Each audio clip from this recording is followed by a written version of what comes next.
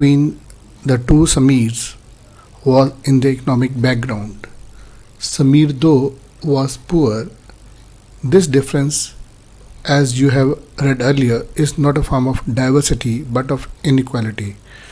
जो उनमें डिफरेंस था, दो समीर के अंदर डिफरेंस था, वो इकोनॉमिक बैकग्राउंड का था. एक अमीर था तो दूसरा गरीब था. समीर एक अमीर था, समीर दो गरीब था.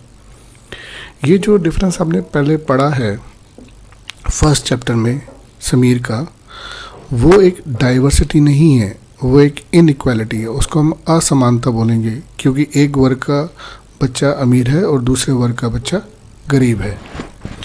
People who are poor do not have the resources और the money to meet their basic needs of food, clothing and shelter.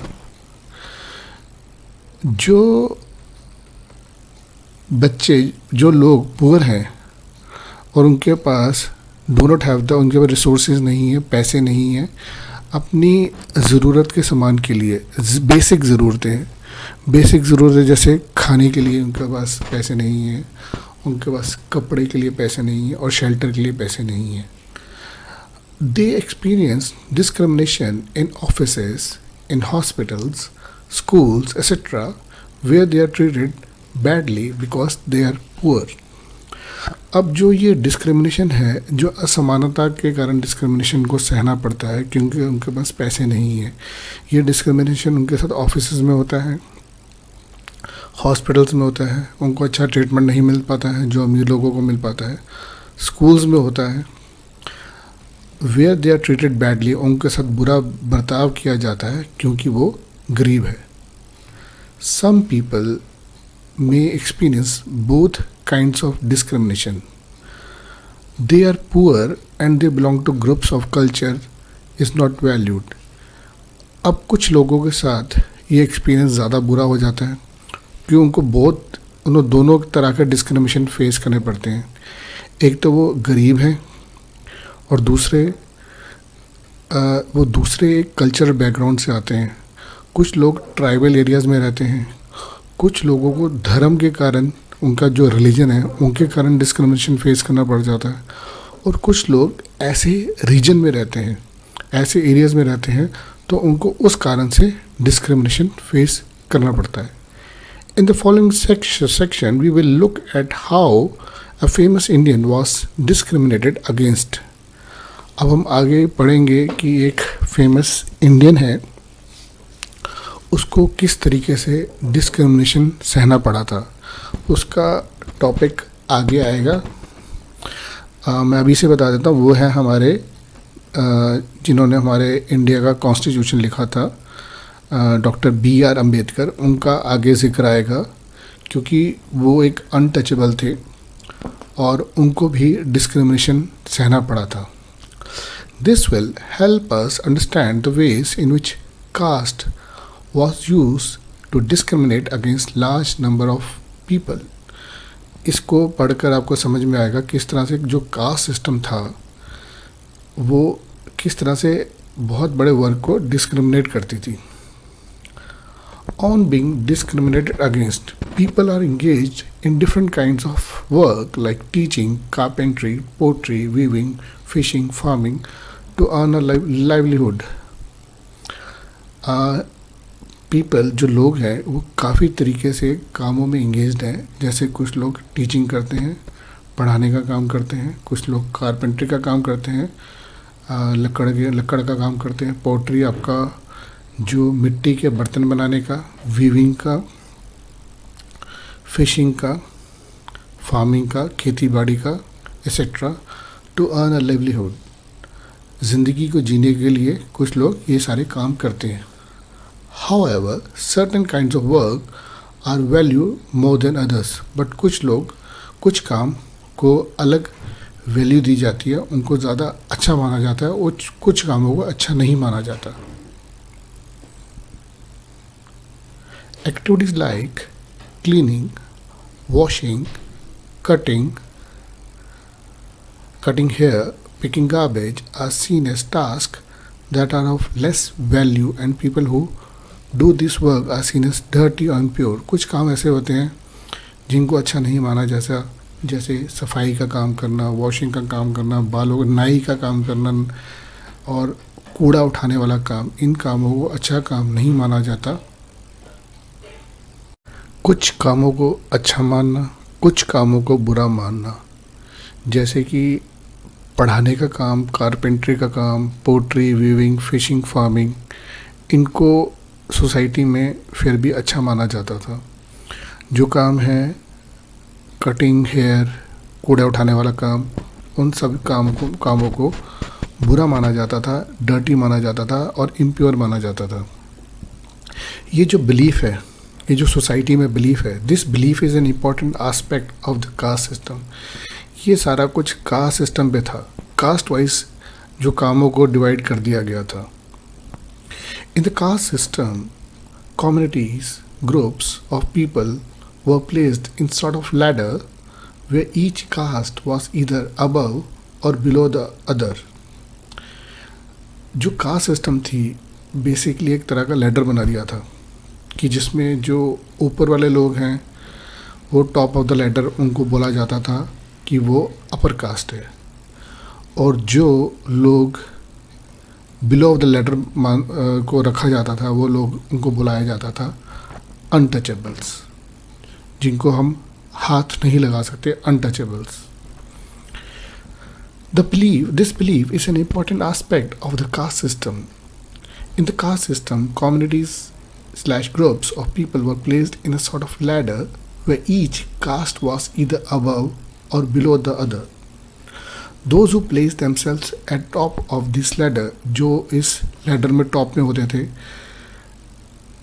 those who placed themselves at top of this ladder called themselves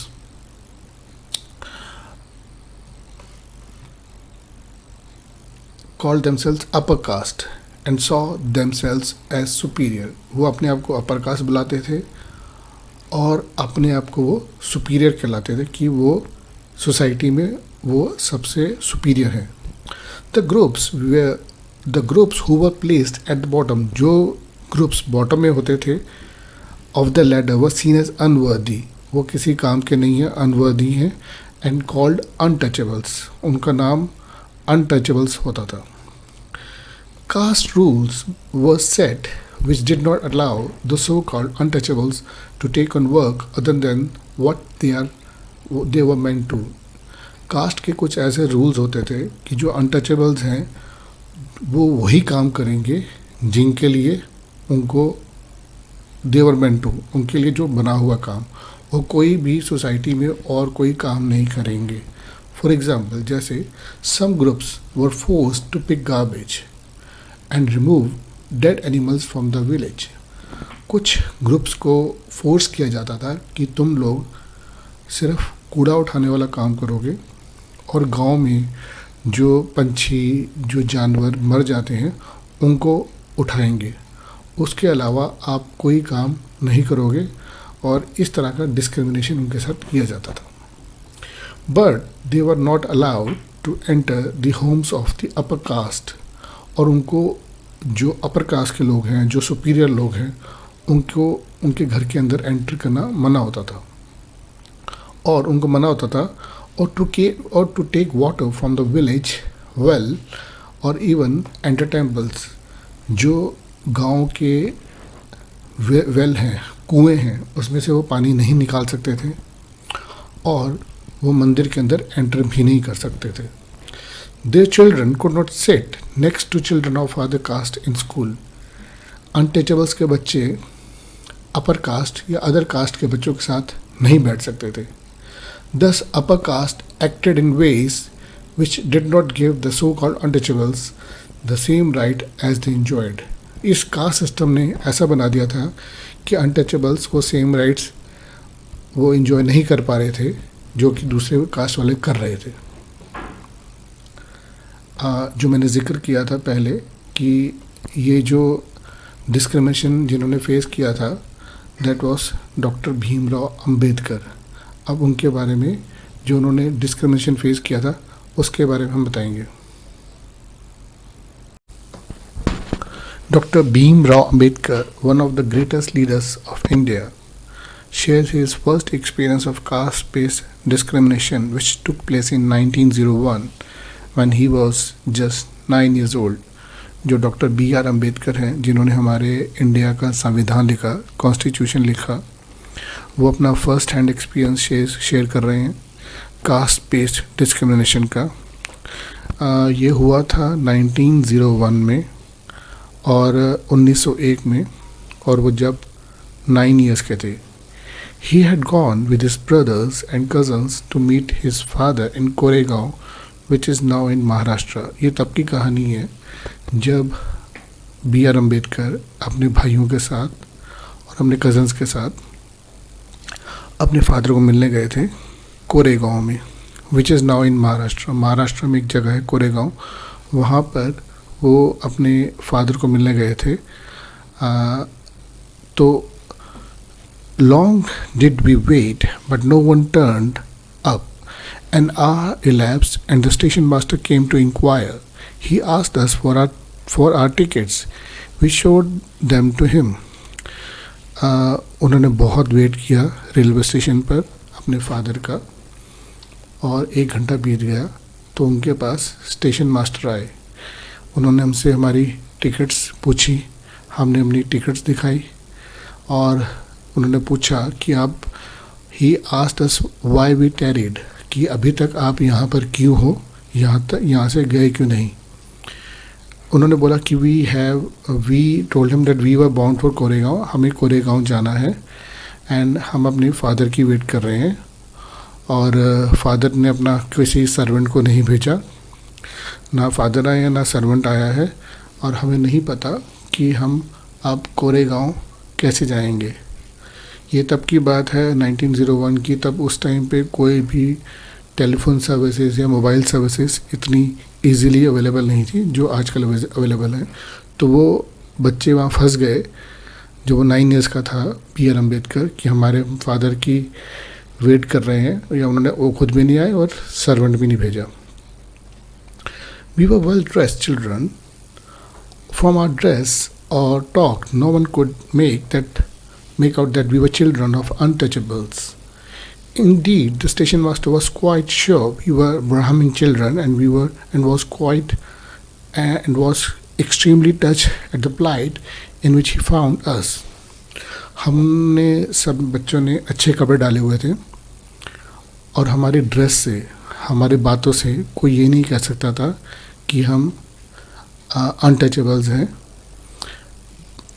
जो station master है वो भी quite worried था हमारे लिए, और उसको ये लग रहा था कि हम ब्राह्मण हैं, और वो हमारी जो दुख से वो हमारे साथ खड़ा हुआ था और सोच रहा था कि इन बच्चों को कैसे घर भेजा जाए।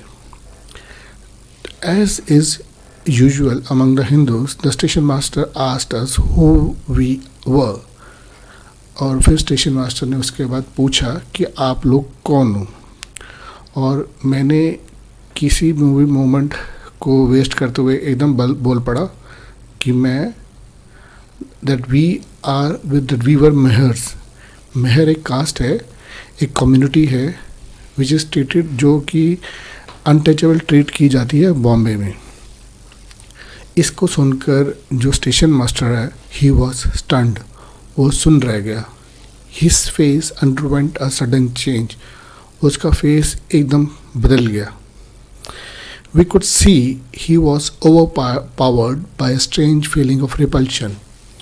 हम देख सकते थे कि उसके अंदर कुछ ऐसी पावर आ गई कि एकदम वो हमसे भाग रहा था। As soon as he heard my reply he went away to his room and we stood where we were. जैसे ही मैंने अपना रिप्लाई दिया कि हम मेहर कास्ट से हैं, तो उसी टाइम वो पीछे हट गया और अपने रूम में चला गया, और हम वहीं खड़े के खड़े रह गए। 15 to 20 minutes elapsed. The sun was almost setting. Our father had not turned up, nor he had sent a servant, and now the station master had also left. 15 से 20 मिनट हो चुके थे, सन सेट हो रहा था, हमारे फादर आए नहीं थे और ना ही उन्होंने अपना सर्वेंट भेजा था, और जो स्टेशन मास्टर है वो भी वहाँ से जा चुका था। We were quite bewildered, and the joy and happiness which we felt at the beginning of the journey gave way to a feeling of extreme sadness. हम लोग परेशान हो रहे थे, हमारे अंदर जो जॉय थी, जो खुशी थी, वो सब जा चुकी थी. जो हमने जो जर्नी स्टार्ट की थी, हमने जो सफ़र स्टार्ट किया था, उस टाइम पे जो हमारे हमारे उत्साह और खुशी थी, वो सब जा चुकी थी. और अब जो फीलिंग थी वो एक्सट्रीम सैडनेस, बहुत ही दुखद फीलिंग थी. After half an hour the station master return and asked us what we proposed to do. We said that if we could get a bullock cart on hire, we could go to Koregaon. आधे घंटे बाद station master हमारे पास आया. उसने पूछा कि ये तुम लोग क्या करना चाहते हो अब. We said we could मैंने बोला कि हम लोग बुलक कार्ट, जो एक गाय गाड़ी होती है जिसको गाय खींचती है, हम वो किराए पे लेना चाहते हैं ताकि हम कोरेगांव पहुंच सकें. And if it was not very far we would like to start straight away. अगर वो ज़्यादा दूर नहीं है तो हम अभी से अभी खुद ही चल के चले जाएंगे. There were many bullock carts plying for hire. वहाँ पर काफ़ी बुलक कार्ट्स थी, बट मेरे जो रिप्लाई के बाद कि मैं मेहर हूँ, ये बात वहाँ पर हर जगह फैल गई थी और वहाँ पर कोई ज़्यादा लोग थे नहीं जो मुझे हमें लेके जाना चाहते थे.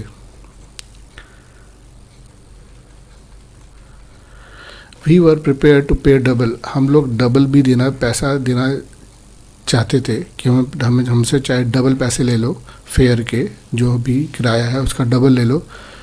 बट हमने देखा कि यहाँ पर पैसा भी काम नहीं कर रहा.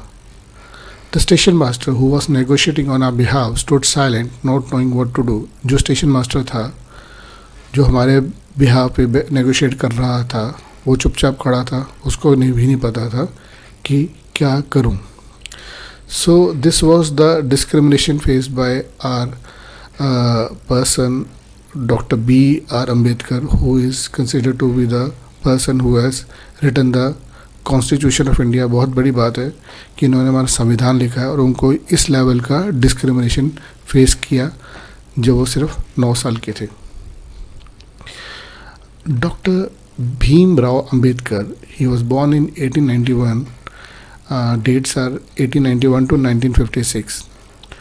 Is considered the father of the Indian Constitution and is also the best known leader of Dalit. उनको दलित का भी लीडर कहा जाता है. Doctor Ambedkar fought for the rights of Dalit community. उन्होंने दलित कम्युनिटी की राइट्स के लिए, उनके हक के लिए काफ़ी लड़े.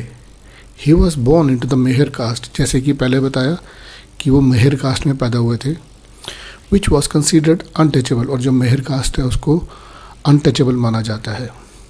The Mehers were poor, owned no land, and children born to them also had to do the work their parents did.